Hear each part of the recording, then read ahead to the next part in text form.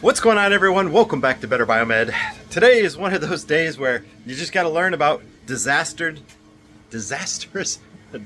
preparedness.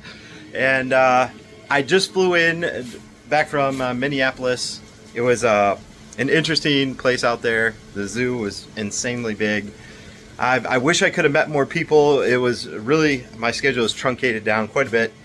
But here we are. There's a hurricane that's hitting Houston, and I, thankfully, through the military, living in Michigan, etc., I have plenty of supplies and stuff. And I myself, I also have lots of batteries and stuff for power tools, etc. And that's because I've been down this road many times before, and I myself am always ready for whenever something hits. And this morning I wake up at like 6 a.m., start immediately going through the process of making sure we have enough non-perishable food items, cases of water. Even though I have a reverse osmosis system, I always have a backup of a backup, right? So I always keep a case of water anyway. Now I got extra just in case.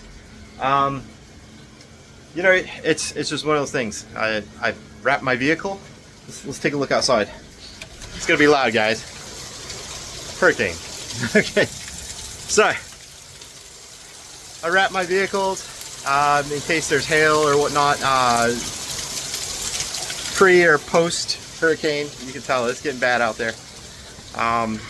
We went through, picked up everything in the yard that could be projectiles and blowing around, etc.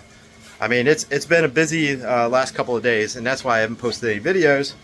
But you can see I'm 3D printing some stuff, and I completely expect us to lose power and for those prints to fail. I like a little gamble sometimes. Why not?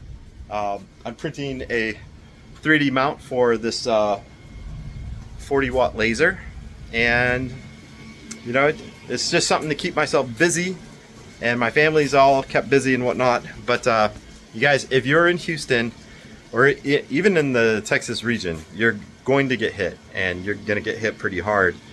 And I hope you guys take care. If you're in the Dallas-Fort Worth area, you have some time, a couple hours before the rain really starts to hit you.